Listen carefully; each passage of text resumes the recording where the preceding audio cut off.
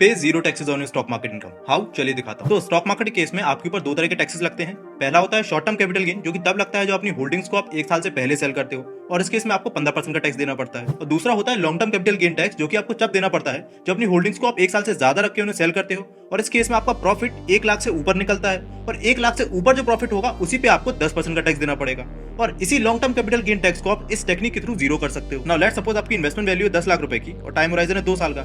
ऐसे में आपकी फाइनल वैल्यू अगर 12 लाख निकल के आएगी तो उसमें से 2 लाख पैसे 1 लाख पे आपको 10% का यानी 10,000 का टैक्स देना पड़ेगा।